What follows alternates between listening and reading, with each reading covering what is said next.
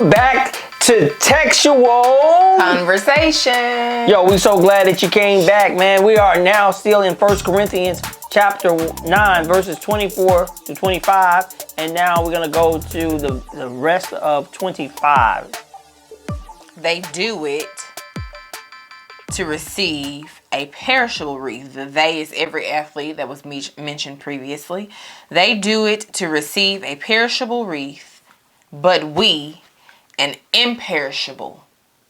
The perishable wreath, you've seen the wreaths. It's in the Ishmael games. It's kind of like a wreath, maybe that some of you might have on your doors during the holidays, or similar to that style of a wreath. But we an imperishable, and it doesn't state anything after the word imperishable, but an imperishable will mean our eternal prize that we get, our everlasting prize, our entrance into heaven. We do it for something that is bigger than any tangible trophy that you can get on this earth. It is for something more grandeur. You will get access to heaven. It doesn't get any bigger and better than the keys to heaven.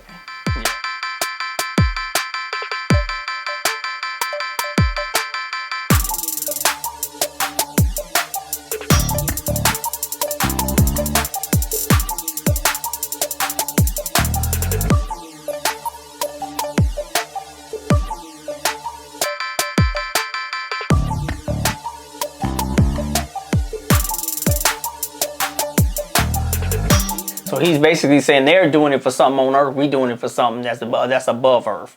They're doing it for something right now. We're doing it for something that's later.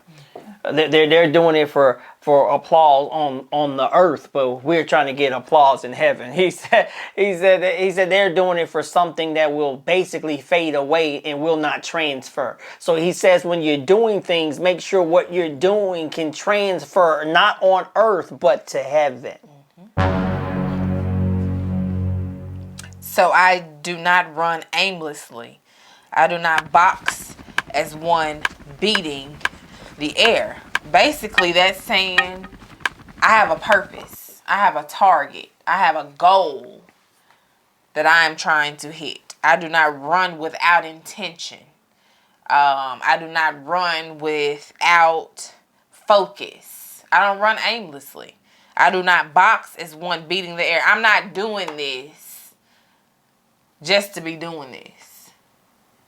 It is purpose in my walk. It is purpose in this journey. It's other people watching me.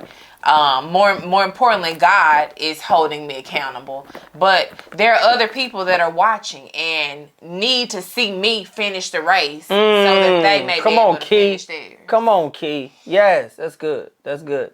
That's good. He says, I'm not shadow boxing. I'm not boxing the air. He says the Ishmael games of boxing was a big event. It was like the scorecard of Mike Tyson fights. He says, man, it's one thing to see somebody in there, you know what I'm saying, fight nobody because nobody ain't hitting them back. But I want to see, can you whoop some stuff that's trying to take you out? Can you still deliver those pretty shots to somebody when somebody is moving and hitting your tail back? He says I want to know, can you still deliver those things? He says I'm not the one who when adversity comes in my life, I'm gonna stop trying to deliver.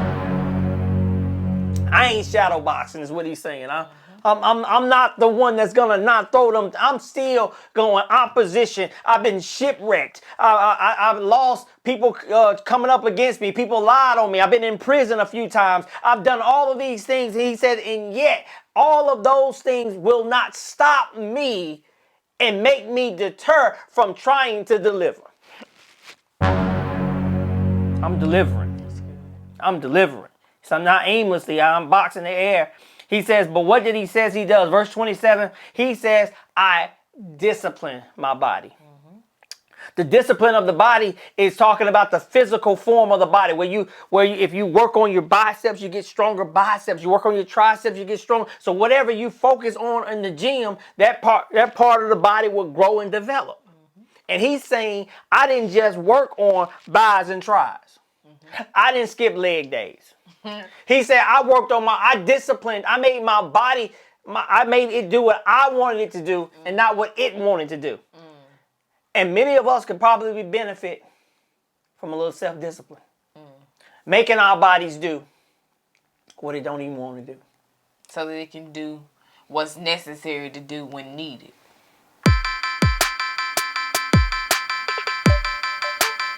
Yep. Textual conversations, y'all. Thank y'all. Come back again. Holla!